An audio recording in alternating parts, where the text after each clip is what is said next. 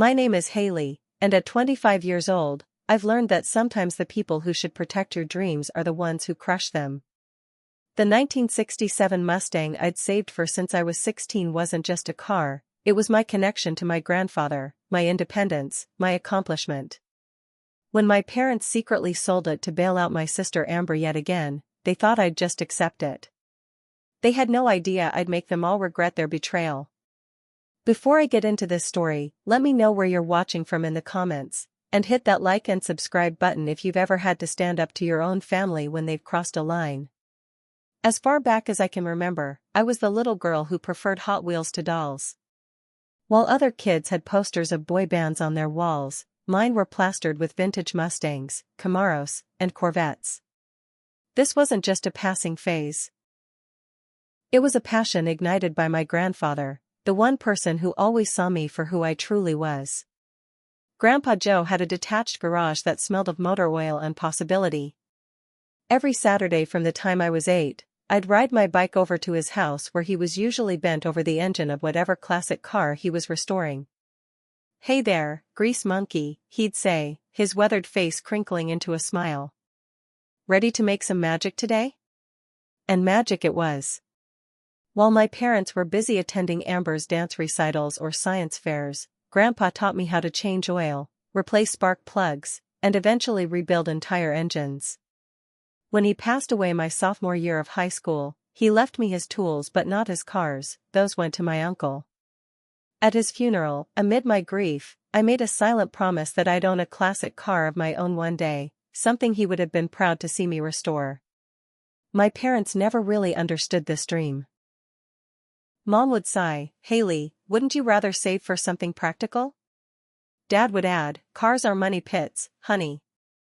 But they never actively discouraged me, they just redirected their enthusiasm and financial support toward Amber. Amber was younger by only 2 years but might as well have been from another planet. Where I was practical and determined, she was spontaneous and charming. She could talk our parents into anything, a new laptop for a class she'd probably drop, expensive clothes for job interviews she'd cancel, or loans for business ideas that never materialized. They called her their free spirit, which seemed to be code for irresponsible but adorable. I started working at 16, balancing school with a job at the local auto parts store. By 18, I was taking night shifts at a diner too. My savings account became my scoreboard, every deposit bringing me closer to that dream car. My friends partied on weekends, I picked up extra shifts. They went on spring break trips, I rebuilt transmissions in my community college's auto shop program for extra credit and experience. By 22, after 6 years of saving, I had nearly $15,000. It wasn't enough for a pristine classic, but I wasn't looking for showroom quality, I wanted a project, something Grandpa and I would have tackled together. I found her on a Sunday morning, in the back lot of a small dealership specializing in vintage cars. The 1967 Mustang Fastback wasn't much to look at then, faded Highland green paint, some rust along the wheel wells, and an interior that had definitely seen better days. But the body was straight, the frame was solid, and when the owner turned the key, the V8 engine rumbled to life with a sound that vibrated through my chest. "She needs work," the owner said, a man about my grandfather's age who introduced himself as Frank. "But everything important is there. Good bones, as they say." I circled the car, already cataloging what needed attention first. The asking price was $17,000, but after 2 hours of respectful negotiation and demonstrating that I knew exactly what I was looking at, Frank agreed to $14,500, almost exactly my savings. "Most kids your age want something flashy they can show off right away," Frank said as we finalized the paperwork. Not many understand the value of patience and restoration. I drove my Mustang home that day, the steering loose, the brakes a little soft, but my heart soaring. I parked it in my parents' garage. I was still living at home while finishing my business degree, saving money on rent so I could afford both education and car parts. Mom peered at it through the kitchen window, her expression a mix of confusion and resignation. "Well, you certainly work hard enough to buy what you want," she said, which was about as close to approval as I was going to get. Dad walked around it, whistling low. That's going to be a lot of work, Haley. I know, Dad. That's kind of the point. Over the next 3 years, every spare moment and dollar went into that car. I replaced the brake lines, rebuilt the carburetor, reupholstered the seats with period-correct materials I found online, and slowly brought her back to life. My parents' garage became my workshop, with Dad occasionally lending a hand when I needed an extra set of them. Those rare moments when he'd pass me a wrench or hold a light felt like glimpses into an alternate reality where my interests were as valued as Amber's. Meanwhile, Amber drifted through 3 different college majors before settling on marketing, which she assured our parents would lead to a high-paying creative director position immediately upon graduation.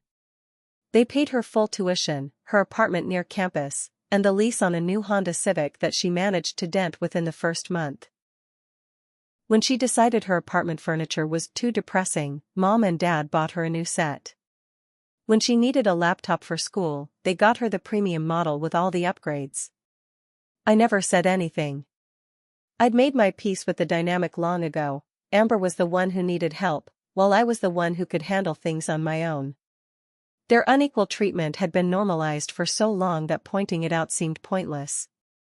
Besides, I had my car, my education that I was paying for myself, and a solid job prospect at an accounting firm lined up for after graduation. The summer after I finished my degree, my Mustang was nearly complete. The engine purred like it had just rolled off the assembly line, the new paint job gleamed in the sunlight, and I'd managed to find and restore almost all the original interior details.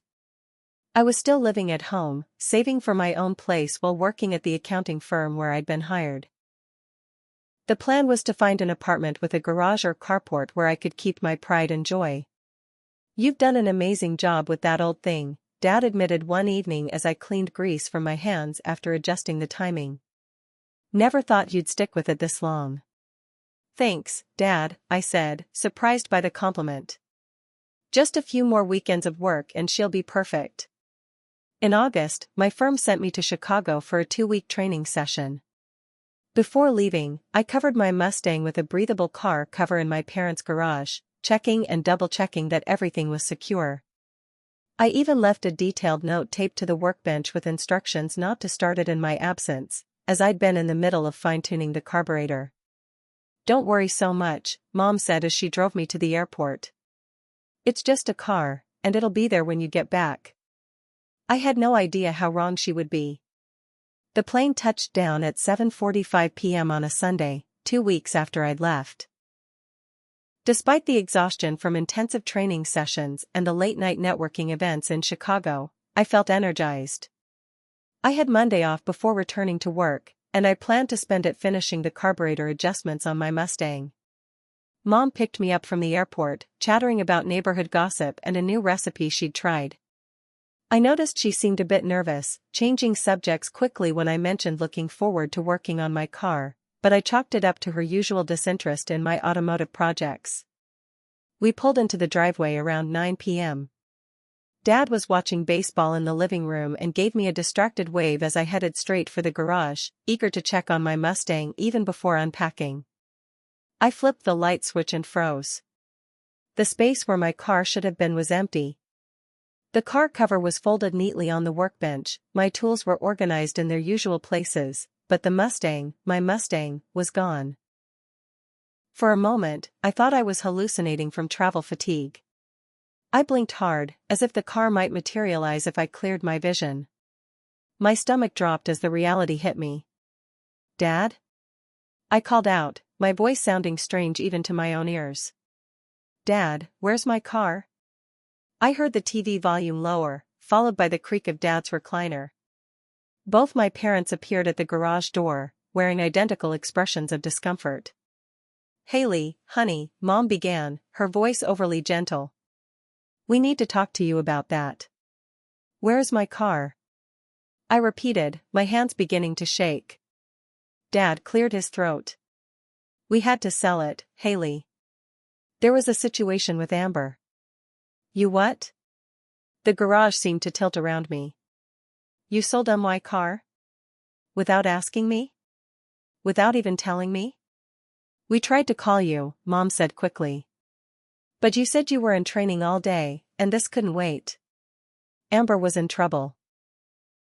I walked past them into the house, my legs moving automatically while my brain struggled to process what was happening.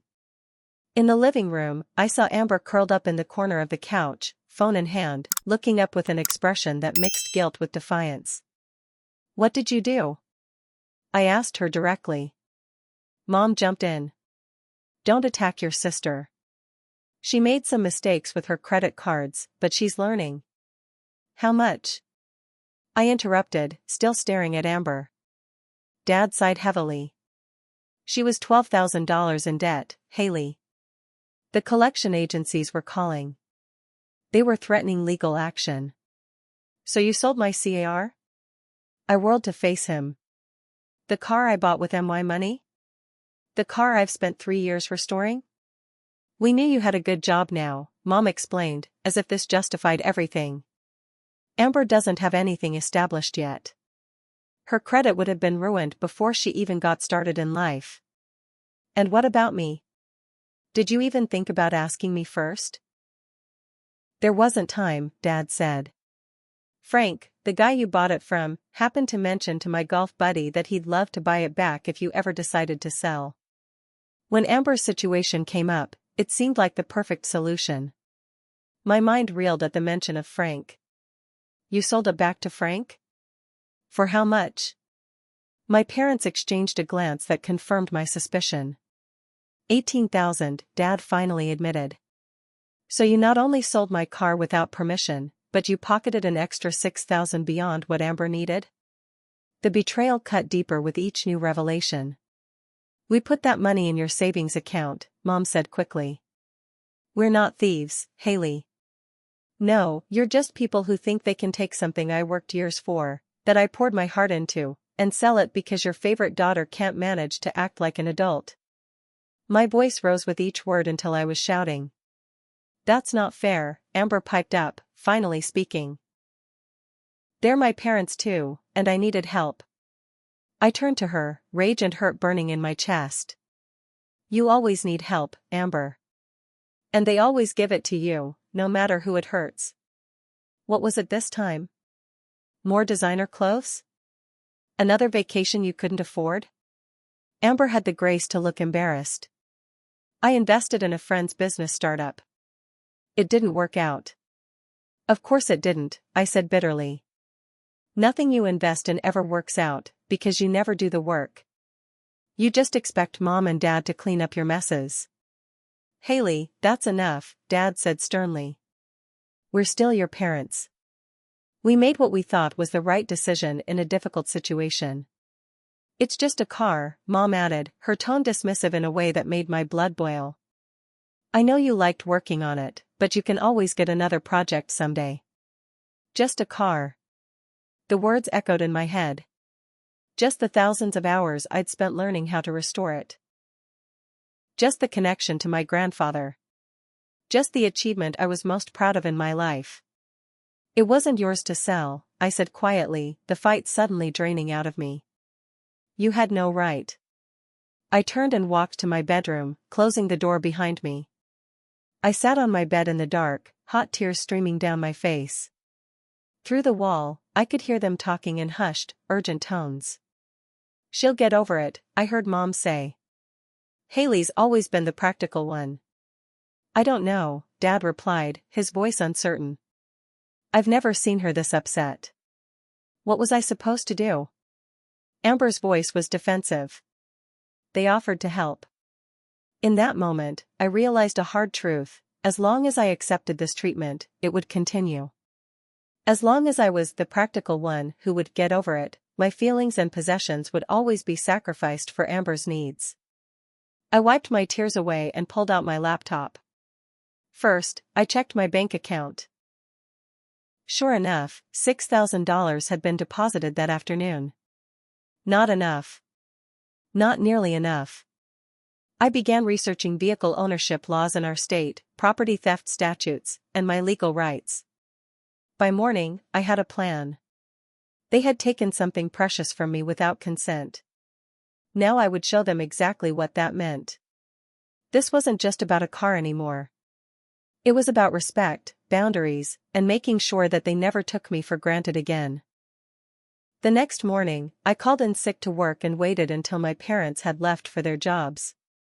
Amber was still asleep. She rarely rose before noon, giving me the privacy I needed to make some important calls. My first call was to Nate, a friend from college who had recently passed the bar exam and was working at a local law firm specializing in property disputes. They did what? Nate's voice rose in disbelief after I explained the situation. Haley, that's not just morally wrong, it's legally wrong. You have the title in your name, right? Yes, I confirmed. And all the receipts for parts and labor. I've documented everything since I bought it. Good. Then it's clear-cut illegal conversion. Essentially, they sold property that wasn't theirs to sell. Did you give them any reason to believe they had permission to sell the car? Absolutely not. I specifically left a note saying not to even start the engine while I was gone. You have options here, Nate explained. You could file a police report for theft, sue the new owner for return of your property, or sue your parents for the full value of the car. What about suing my sister? She's the reason they sold it. Harder to establish direct liability there, but not impossible. He paused. Look, these are all nuclear options that will definitely damage your relationship with your family. Are you sure you want to go that route immediately? I considered this. Despite everything, I didn't want to have my parents facing criminal charges or dragged into court if there was another way. But I also wasn't going to just let this go. What about a formal demand letter? Something official enough to scare them, but short of actual legal proceedings? That's a reasonable first step, Nate agreed. I can draft something for you pro bono. In the meantime, gather all your documentation and see if you can find out who has your car now. After thanking Nate, I made my second call, to Frank's Classic Cars. The receptionist put me through to Frank himself. Haley. I was hoping you'd call. Frank's voice was warm but tinged with discomfort. Your father said you'd approved the sale, but something felt off about the whole thing. I never approved anything, Frank. I was out of town for work training, and they sold it without my knowledge or consent. A long pause followed. Well, shit, Frank said finally. That puts me in an awkward position. I've already begun the process of reselling it to a collector. My heart sank. Who?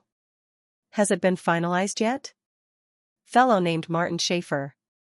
Serious collector from Riverside. And no, not finalized yet, he's coming to inspect it tomorrow before signing the paperwork.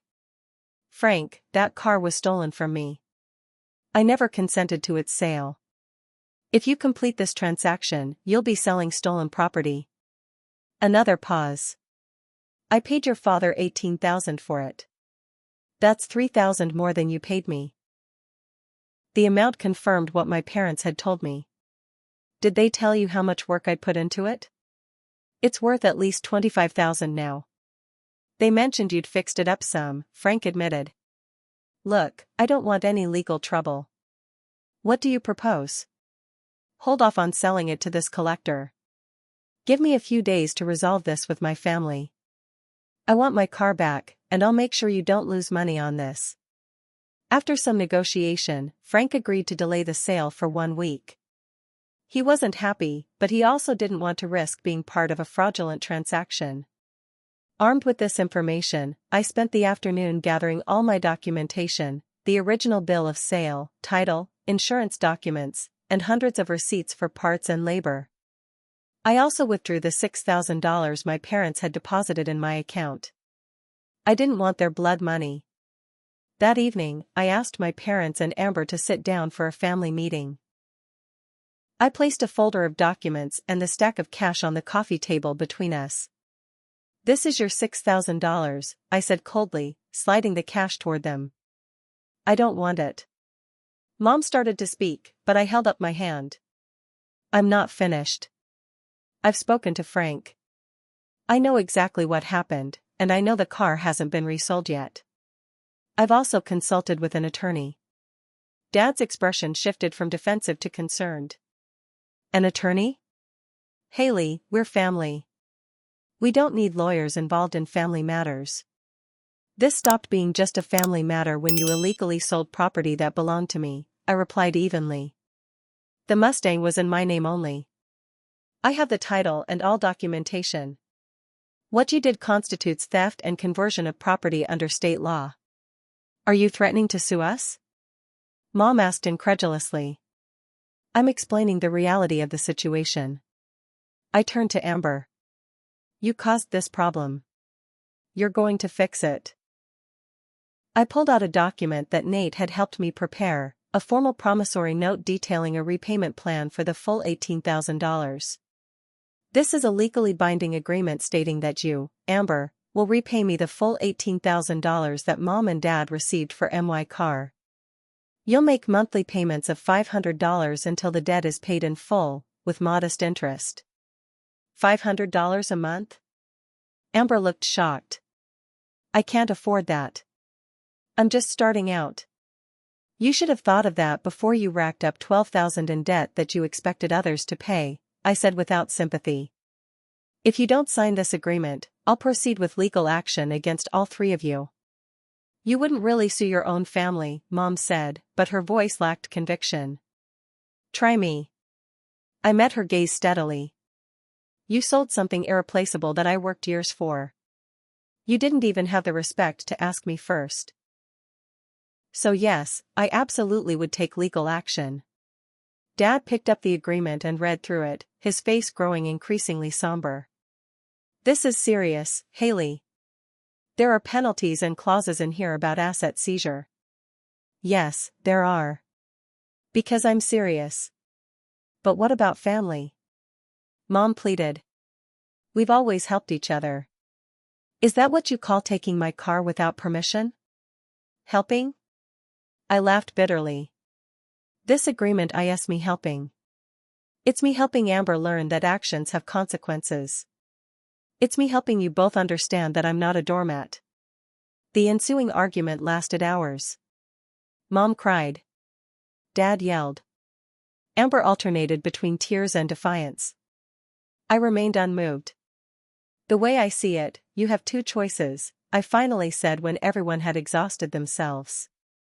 Either Amber signs this agreement and begins taking responsibility for her actions, or I file a police report tomorrow morning and let the legal system sort it out. Your choice. In the end, faced with the prospect of potential criminal charges, they relented.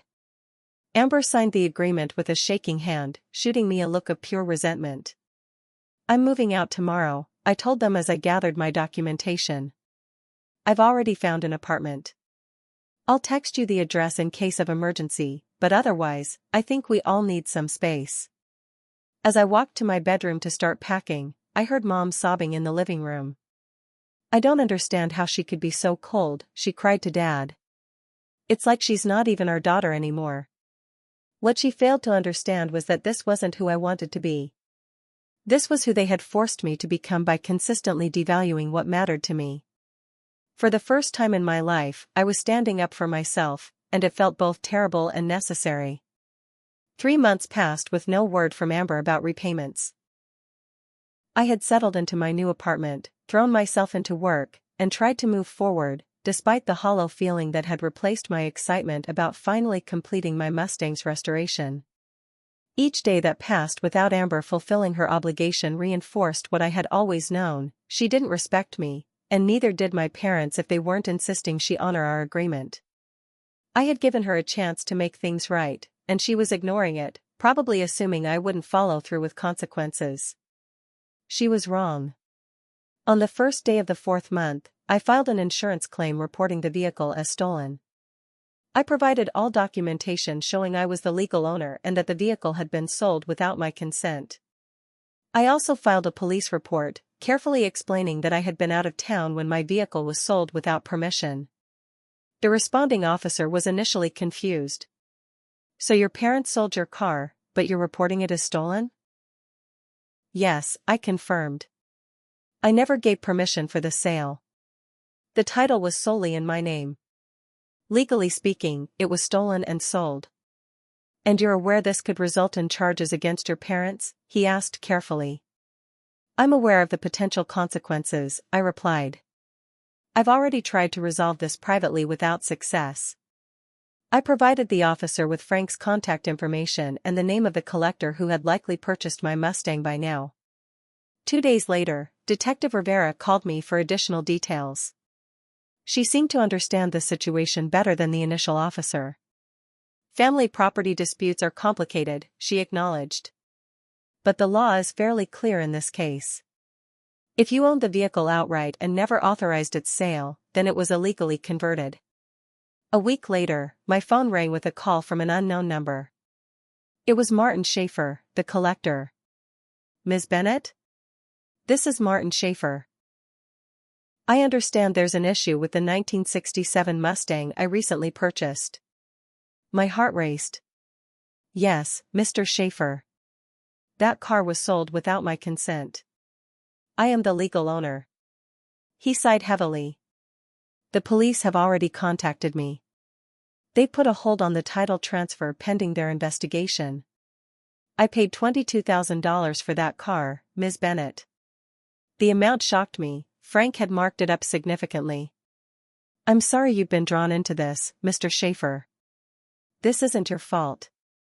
But that car represents years of my life and was taken from me illegally. I understand that now, he said. And while I'm not happy about it, I respect ownership rights. I'm a collector, after all. But I hope you understand I'll need to be made whole financially. Of course. I'm working on resolving this. May I ask, how is the car? Has anything been changed or damaged? It's in excellent condition, he assured me. I've barely driven it, just around my property a few times. I was actually impressed with the restoration work. You clearly know what you're doing. His words brought unexpected tears to my eyes. At least my car was safe and being appreciated, even if it wasn't by me. Later that evening, my parents called. Dad's voice was tense, controlled anger vibrating in each word. The police came to our house today, Haley. The police. Asking about the car.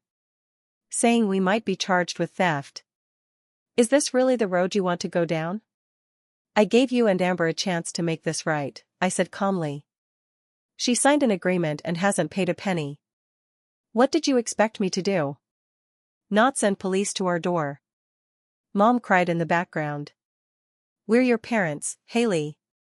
And that car was my property. I told you what would happen if Amber didn't hold up her end of the agreement.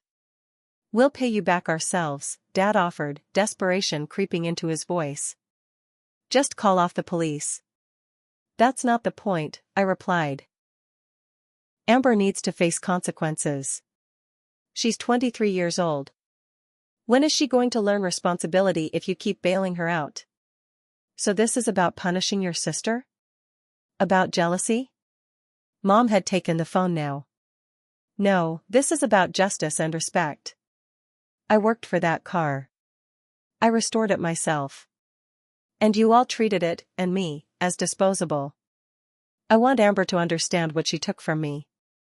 After more heated words, they agreed to a family meeting the next evening at my apartment. When they arrived, Amber looked pale and frightened, a far cry from her usual confident self. The police questioned me, she said accusingly as soon as she walked in. Do you know how humiliating that was?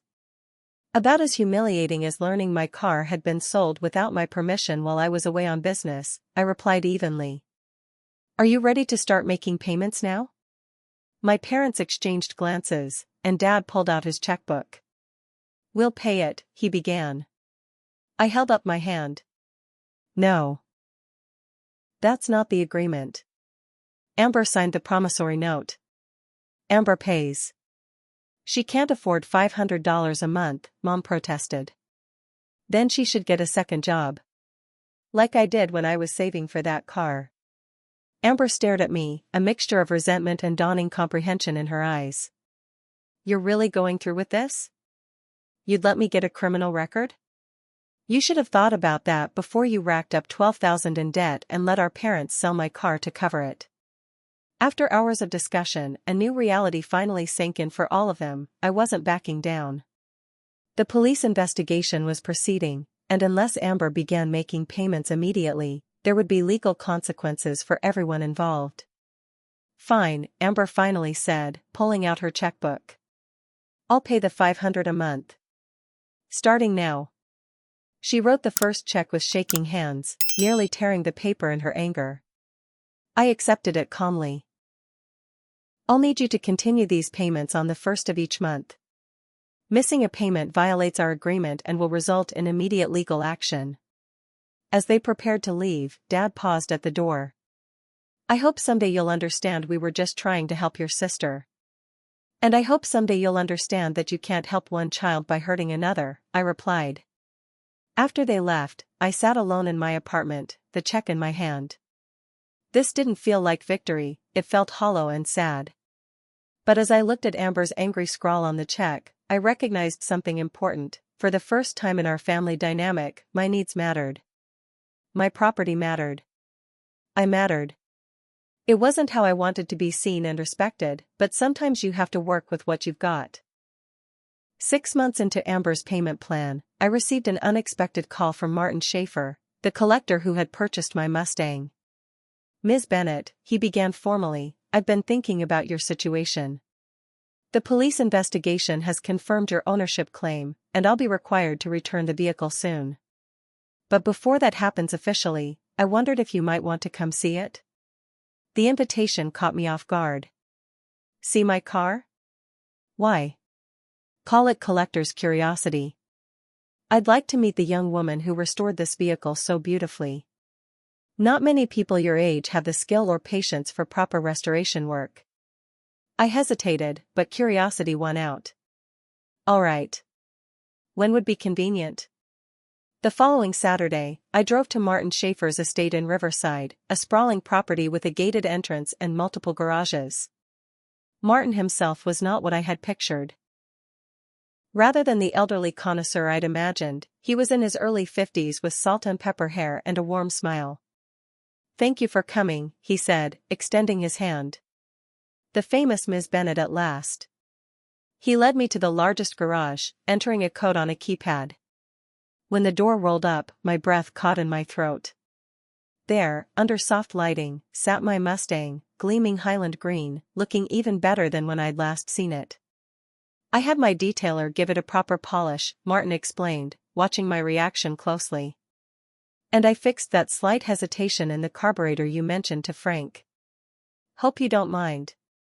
I circled the car slowly, running my fingers along the familiar contours. You improved it, I acknowledged, noting several small enhancements. May I? I asked, gesturing to the driver's door. It's technically still your car, Martin reminded me. Go ahead. Sliding behind the wheel felt like coming home. The seat I had reupholstered, the dashboard I had carefully restored, the wood-rimmed steering wheel I had refinished by hand, all exactly as I remembered, but somehow more perfect after our separation.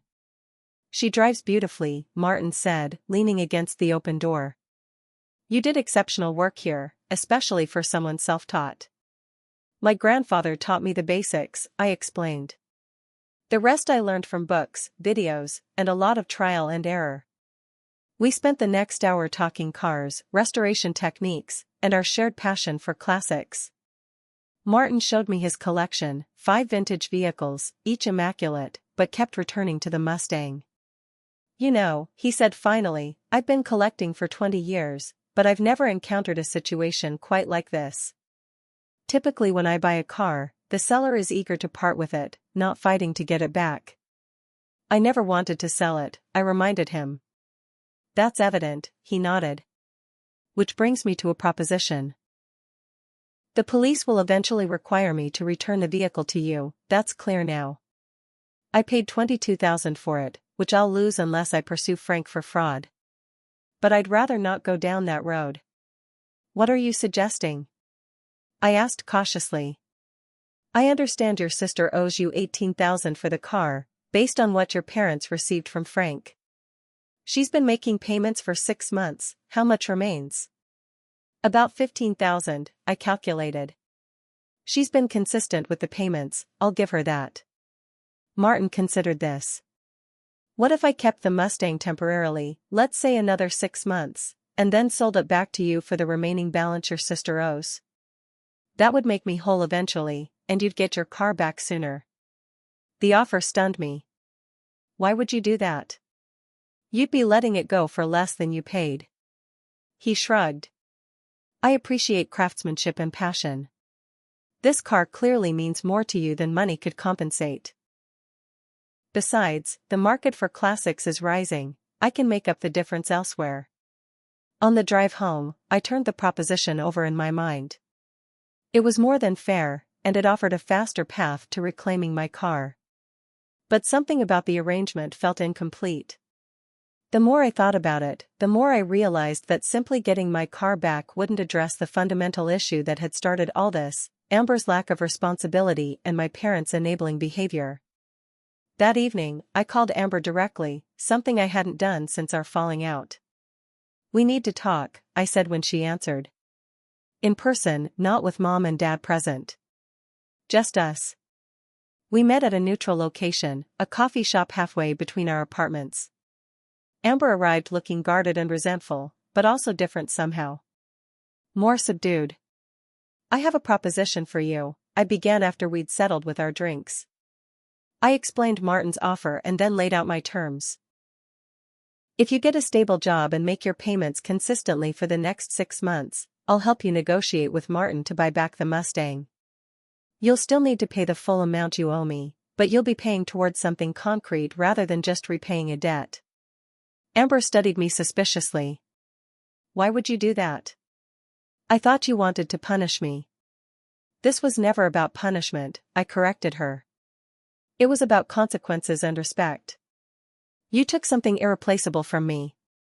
I want you to understand what that means. By making me work multiple jobs to pay you back? By making you experience what I did, working hard for something important. She stirred her coffee absently. I already got a job, you know. A real one, not just the part-time retail thing I was doing.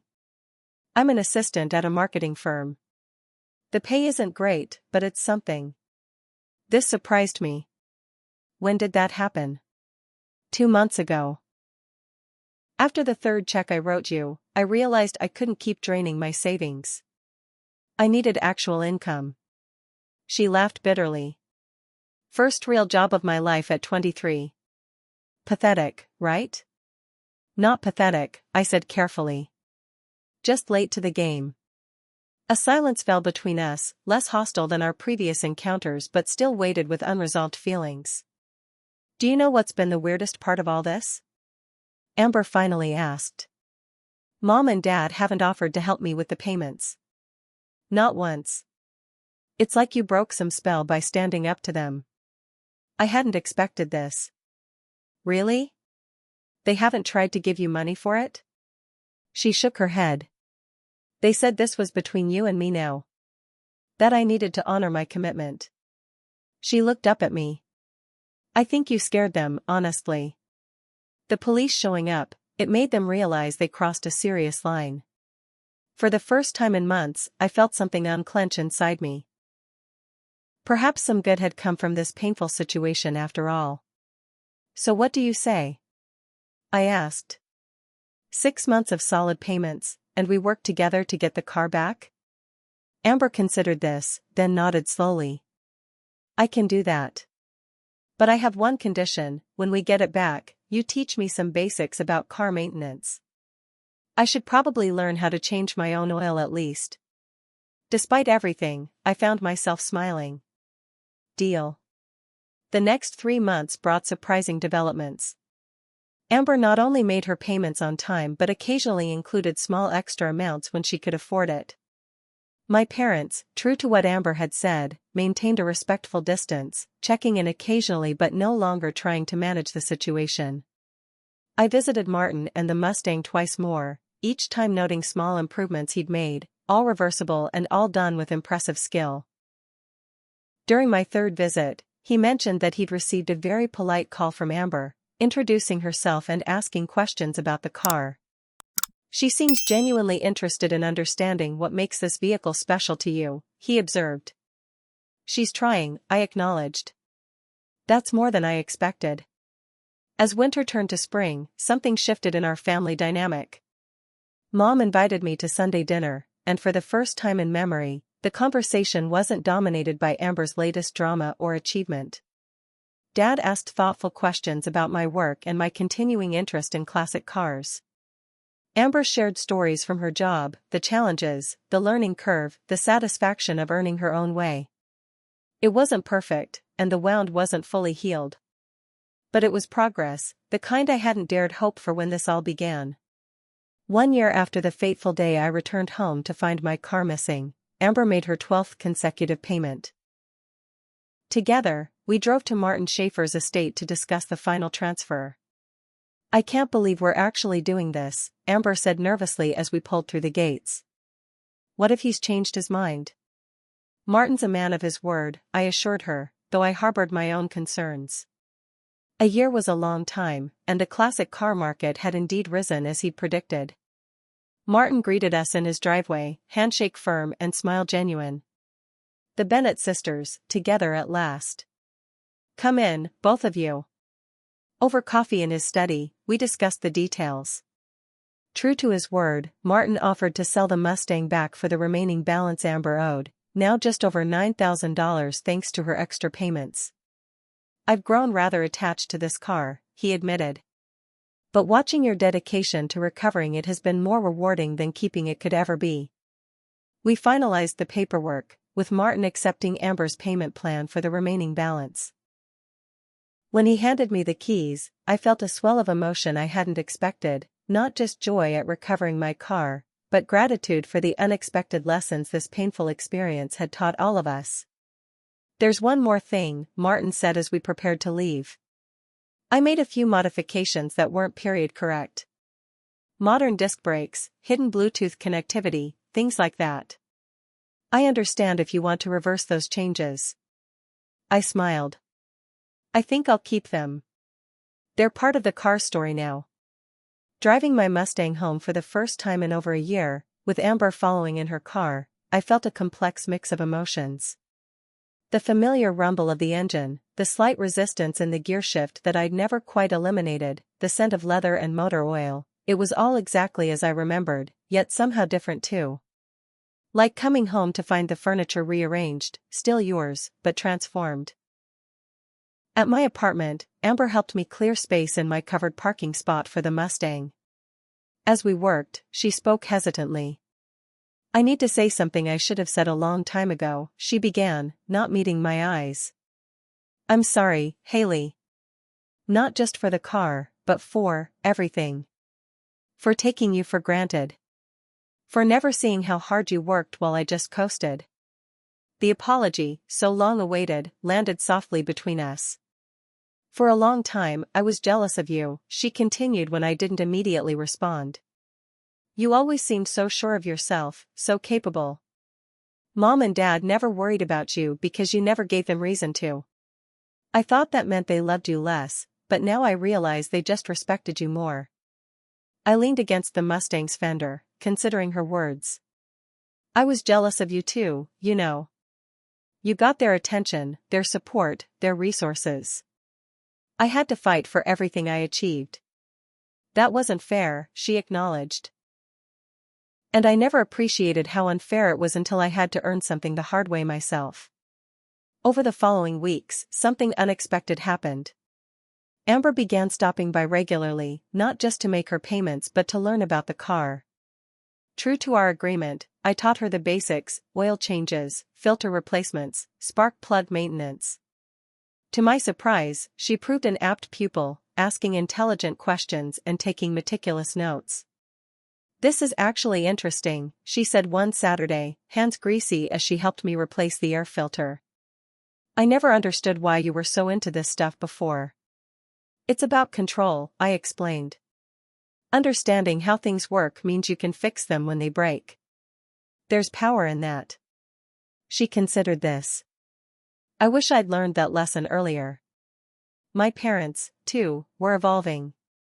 Dad called to ask if he could see the Mustang again, his voice careful, respectful of boundaries. When he visited, he walked around it slowly, noting the modifications and improvements. "I didn't understand what this represented to you," he admitted. "I saw an old car, not years of dedication and skill." He cleared his throat awkwardly. "Your grandfather would have been proud." Mom suggested family therapy, surprising all of us. "We've damaged something important," she said simply.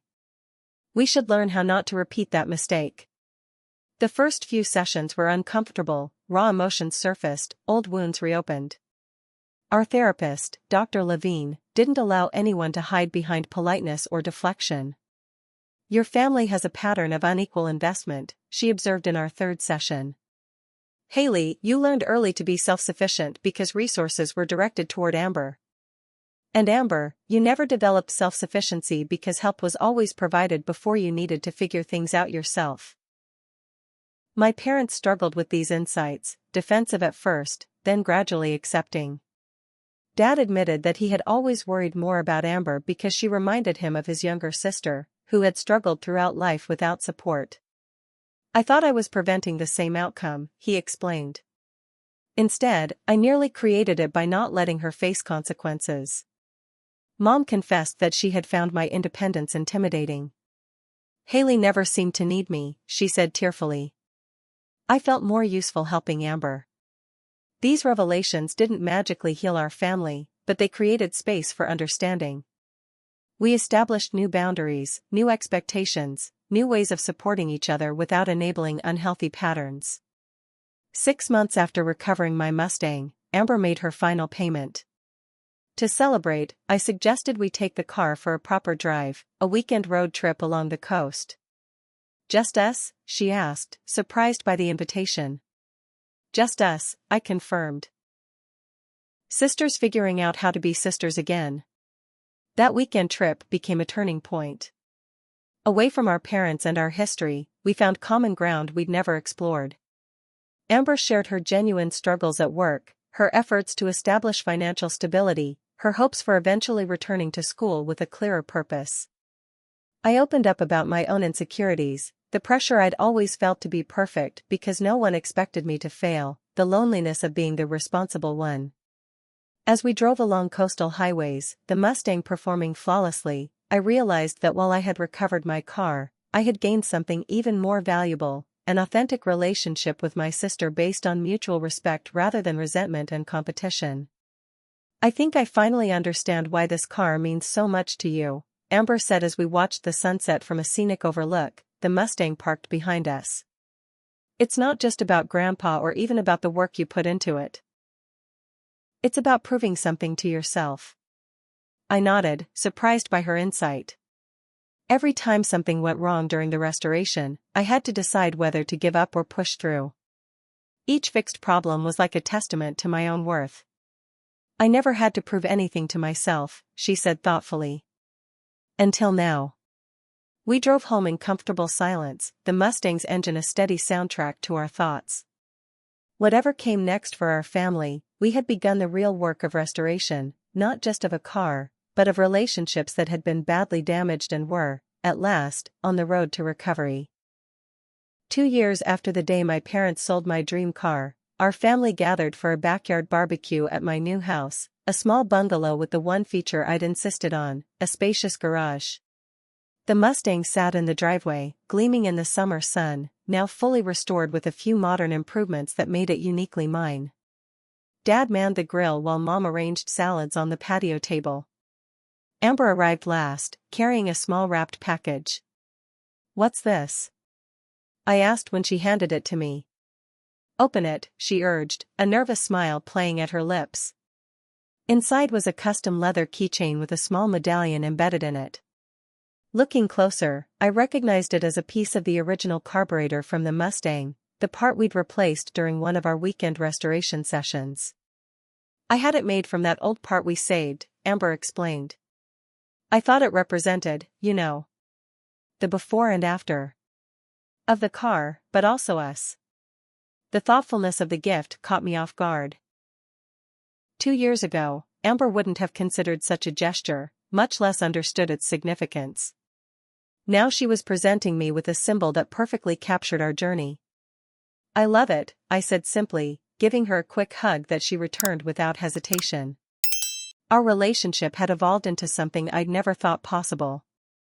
The weekly car maintenance lessons had eventually given way to regular sister nights, sometimes working on the Mustang, sometimes trying new restaurants, sometimes just talking over wine.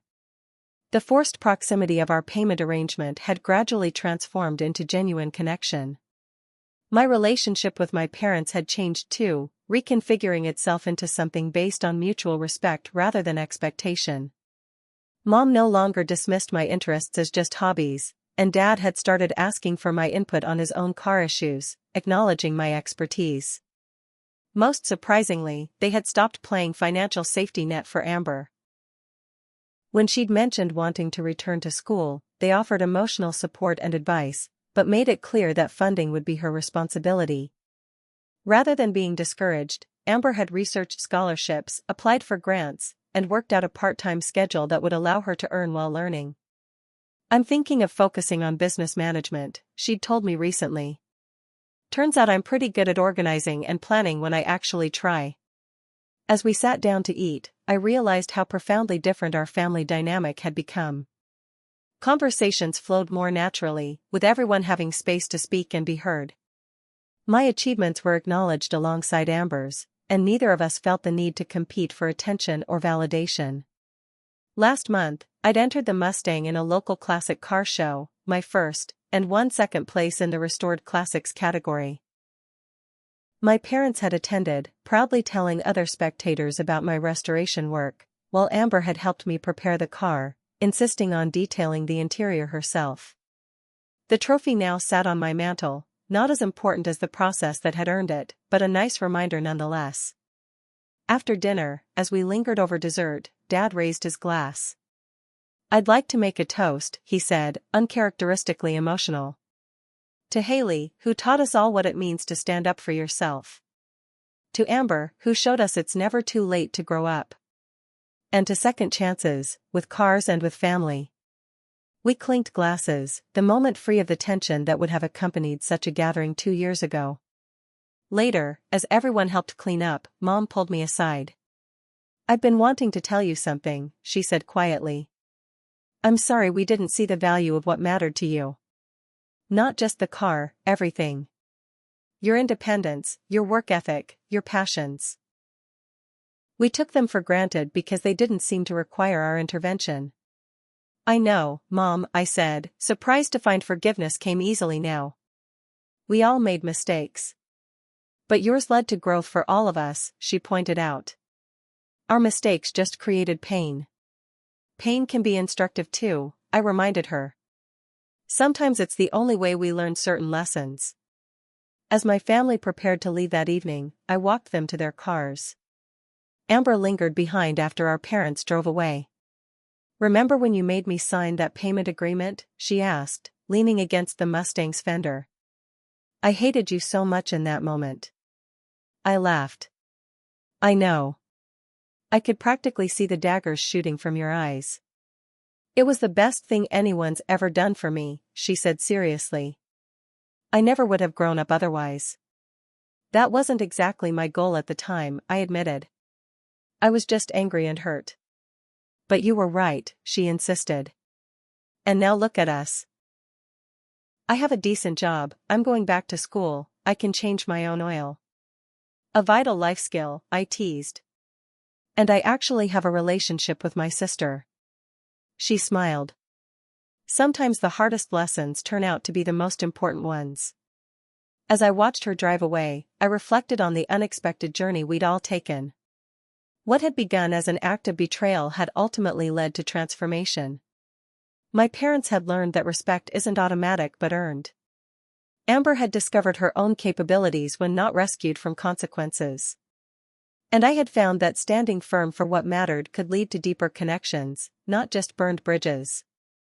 The Mustang still represented everything it always had: my connection to my grandfather, my dedication and hard work, my independence. But now it symbolized something more: the power of holding people accountable, the possibility of genuine change, and the strength that comes from fighting for what you value. Sometimes in life, the things we lose and recover become more precious for having been at risk. Sometimes relationships must break before they can be properly rebuilt.